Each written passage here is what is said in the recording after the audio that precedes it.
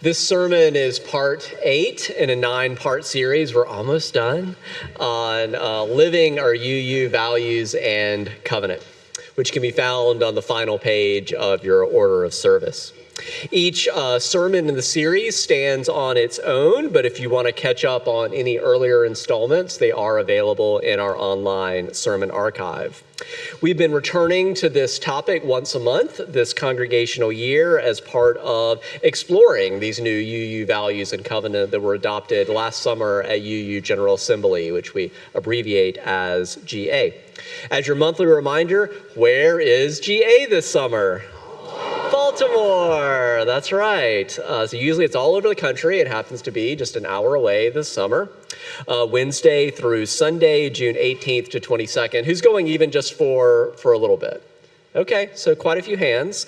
If you get a chance, even if you could go for a few hours, it's really interesting to be in a room with thousands of UUs and even just exploring the exhibition hall, which is gigantic, for like an hour or so. It's like a crash course on contemporary Unitarian Universalism. So check it out, and you can see this GA chalice will be on stage. And so come if you can. More information at uua.org/GA.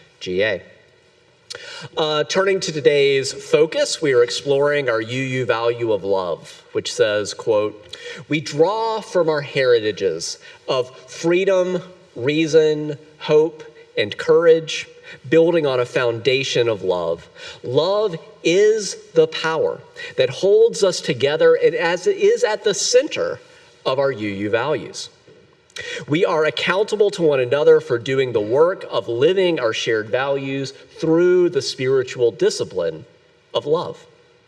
The choice to put love at the center of our values is powerful, profound, potentially transformative. So I want to invite us to consider each sentence in turn.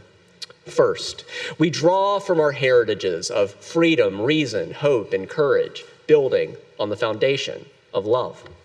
In that first sentence, when it says that we draw from our heritages of freedom and reason, those two words in particular come from the Unitarian half of our UU heritage. In particular, they are an allusion to the scholarship of that guy, the Reverend Earl Morse Wilbur, who was a Unitarian minister who later became president of Star King School for the Ministry, which is our West Coast Bay Area UU Identity Seminary. In 1945 and 1952, respectively, he published a 2-volume book titled A History of Unitarianism that weighs in at more than 1,000 pages. I've read it. I don't recommend it. Unless you are doing doctoral work on UU history. Do you have to read this, or is it optional? I think it's optional. Yeah. Don't read it. There are many more accessible books that I would recommend first. If you're interested, I will include my top 10 list in the manuscript of this sermon that we'll put on our online sermon archive. Here's really all you need to know about that 1,000-page book. Not really, but basically what he's doing in that book is over 1,000 pages through history. He is tracing how he sees freedom, reason, and tolerance as the defining characteristics of the Unitarian movement. Freedom, reason, and tolerance. So I suspect the reason tolerance was dropped from our new UU values is that tolerance has come to be kind of a dirty word in multi-faith circles. It has an air of superiority. I'm tolerating you. It's like, thanks. In contrast, one of our values is pluralism. So, we explicitly value cultivating greater diversity and multiculturalism. We're trying to do better than tolerance, right? We want to celebrate diversity. So as you can maybe guess, hope and courage, those other two words from our heritage, that is explicitly a reference to the Universalist half of our UU heritage. Universalism is the belief that a loving God would never damn anyone to eternal torment for what at most was finite sin. Sin is not a word you hear here often. Sin on this, in this life. It arose in response to widespread theologically conservative beliefs, which taught that all humans are totally depraved and included frequent fire and brimstone threats of damnation for all but true believers. So like Jonathan Edwards' Sinners in the Hands of an Angry God, I had to read that growing up, like in public school. So we've come to see that's actually about God in the hands of angry sinners, but so in that context, though, of hellfire and brimstone, it's said that the spirit that inspired our Universalist forebears in the 1700s is embodied in these words: "Give them not hell, but hope and courage. Do not push them deeper into theological despair, but preach kindness and the everlasting love of God." Universalism was like this balm of love and kindness in the midst of hellfire and brimstone.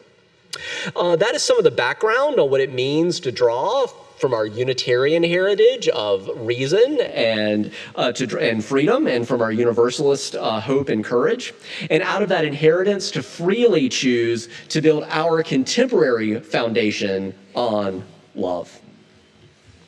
In that spirit, we read in the second sentence that love is the power that holds us together and is at the center of our shared values. It's important to ask then, why is love at the center? Would it not have been sufficient to just have it as one among many co-equal values circling the chalice? Here too, we may find it helpful to approach this question historically. Come with me on a very quick tour through 7 influences that help show why is it and how is it that love ended up at the center and not just one among many on the outside.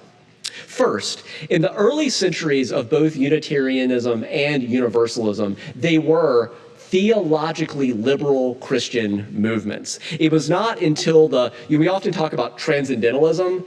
It was actually at the time called the Transcendentalist Revolt within Unitarianism. It was all the young, up-and-coming whippersnappers saying that the universalism of their time was corpse cold, and we needed to embrace, romanticism and experience and emotion.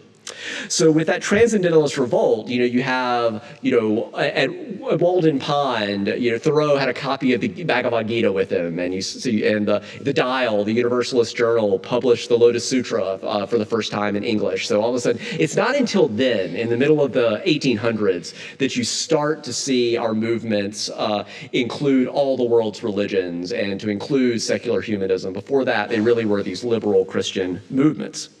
So, and both before and after that point, Jesus's love ethic was an extremely significant influence. Jewish tradition teaches that there are 613 commandments in the Torah, so that if you read the first 5 books of the Bible closely, Genesis, Exodus, Leviticus, Numbers, Deuteronomy, and keep a little pen to the side, you could list 613 commandments that come out, or mitzvot. Now, Jesus was famously asked, "Jesus, which of the commandments is the greatest?" Referring to those 613 commandments. Now, he could have said, "Oh, well, they're all equally important." But no, he said, the greatest commandment, he didn't say Deuteronomy 6:5 because the chapter and verse came later, but he said, the greatest commandment is to love God. And then he said the second greatest, this comes from Leviticus, the second greatest is to love your neighbor. So, he said he prioritized them. So Jesus' prioritization of those 2 commandments, to love God and love neighbor, as the sort of gold and silver medalists in the mitzvot Olympics, if you will, that is at the root of how we came to have love at the center of our UU values. Indeed, if you read the original 6 principles, if you go back to 1961 and read the original 6, it was 6, not 7, when the Unitarians and the Universalists merged to become Unitarian Universalists and gave us this 13-syllable name. We cannot talk about that bad decision right now. The original second principle was, quote, "to cherish and spread universal truths taught by the great prophets and teachers of humanity in every age and tradition, immemorially summarized in the Judeo-Christian heritage as to love God and to love man." There's a lot of problems with that statement that I do not have time to unpack. But Jesus' double love command remained a big deal well into the early decades of Unitarian Universalism. A second reason why love ended up at the center starts with an old joke about our spiritual forebears. It's said that the Universalists believe that God was too good. God was too good to damn anyone forever. That's the Universalists. The Unitarians thought they were too good to be damned. There are all these Boston Brahmins and went to Harvard and all of that. Over time, Universalism became less about rejecting the idea of hell in a next world and more about loving the hell out of this world through social justice. The strong emphasis on love for all, universalism, right? That strong emphasis on loving all from our heritage, especially in this world, is another major influence on why we have chosen to put love at the center of our values in ways I don't have time fully to unpack. At the merger, the Unitarians were really more powerful, and they really promised, the first president who was a Unitarian minister sort of promised to equally respect Unitarianism and Universalism, and he did not. So I think what you're seeing here is a correction to how Unitarianism really dominated after the merger, and now you're seeing kind of a focus back, putting love at the center. Really important. So third, for many decades in many of our congregations, and a few to this very day, some form of what is known as the Blake Covenant, which was written in 1884 by a Unitarian minister, James Villa Blake, or the Williams Covenant, which was written in the 1930s by a Universalist minister, Griswold Williams. And the fact that there's so many similarities here show you there's kind of this before 1961, from starting in the 1860s, there was kind of a century-long dance of the Unitarians and the Universalists flirting with each other before they finally merged in 61. And you see that in this Unitarian minister and this Universalist minister separately coming up with these covenants.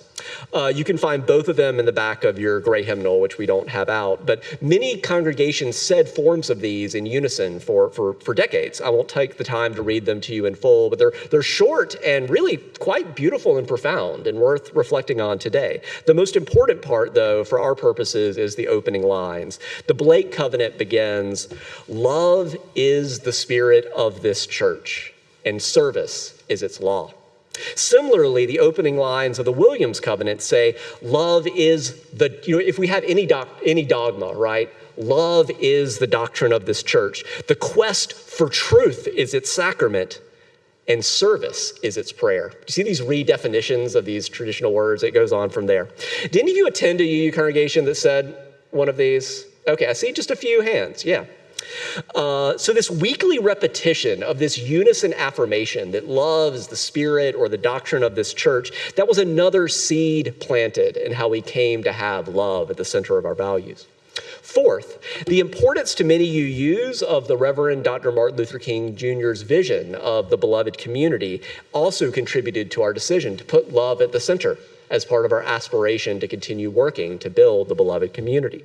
And when we invoke beloved community, I think it's important to periodically remind ourselves of what King identified as the three greatest reasons that hold us back from reaching the beloved community: racism, classism, and militarism. Those are the three things that hold us back from the beloved community. Putting love at the center is not just about positive acts that we need to do, but also about oppressive systems that we need to dismantle and tear down. As the choir is going to sing later, love tears down these walls. Fifth, do any of you remember those little red, we may even have some around here somewhere, these little red wallet cards that say, "What do you use believe?" Now, my favorite response to "what do you use believe" is that you use believe, that's not a helpful question to start with. Because we actually think behavior is believable, right? We believe in deeds, not creeds, but anyway, okay, if you want to know, this was written by the UU minister, the Reverend David Rankin. This little card was handed out in our congregations for decades, starting in the 1980s. It's probably more interesting today as a historical document, but it's still a lot of good stuff in there. But in particular, that card included this as one of the 10 statements about what many UUs believe. It said, quote, "We believe in the motive force of love." The governing principle in human relationships is the principle of love, which always seeks the welfare of others and never seeks to hurt or destroy. That little red card is one, again, and its emphasis on the motive force of love is another influence on how we came to put love at the center of our values. Sixth, for whatever confluence of reasons, the old 7 principles, if you go back and look at them, they don't include the word love, interestingly. However, 2 of our old 6 sources include love. Source 2 was, quote, the words and deeds of prophetic people, which challenges us to confront powers and structures of evil with justice, compassion, and the transforming power of love. And source 4, we saw, is a notable recapitulation of that second principle from 1961 of Jesus' double love command. It said, quote, Jewish and Christian teachings which call us to respond to God's love by loving our neighbors as ourselves.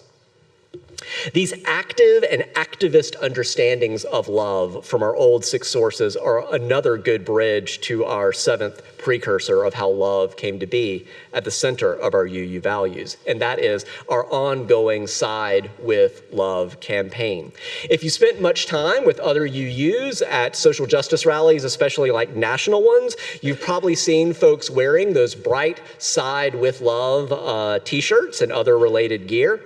Indeed, it was the case for many years, it may still be today, when UUs were kind of spotted in mass wearing their yellow t-shirts, you would hear members of other progressive groups say, here come the love people. That's not the worst reputation to have. And since 2009, Side with Love has been the name of the organizing strategy team of the Unitarian Universalist Association that helps us act together for climate justice, for immigration justice, reproductive justice, voting rights, LGBTQ rights, and so much more. The origins of the Side with Love campaign go back more than 2 decades to 2004, when Bill Sinkford was the first Black president of the Unitarian Universalist Association. He was meeting with the Reverend Jason Shelton, a UU minister who's one of our movement's most talented composers, and also, Nick will tell you, writes the songs that are hardest to play in our hymnal. Their meeting was interrupted by a reporter calling for a UU response. This is going to cause PTSD for some of you, to President George W. Bush proposing a constitutional amendment banning same-sex marriage. Some of you will remember this. Since Shelton was in the room, he overheard the conversation, and one sentence stood out in particular as he listened to Sinkford talk to this reporter about how UUs were thinking about this proposed ban on same-sex marriage. President Sinkford said, I'll tell you this, we are standing on the side of love. And when Shelton heard those words, he said, the note, it's really powerful. You can watch videos of him telling this story. He said the notes and lyrics, they started flowing into him immediately. In what he calls one of the most powerful, sacred, and creative moments I've ever experienced. We'll sing that hymn in a few moments. I think about this every time we sing that hymn.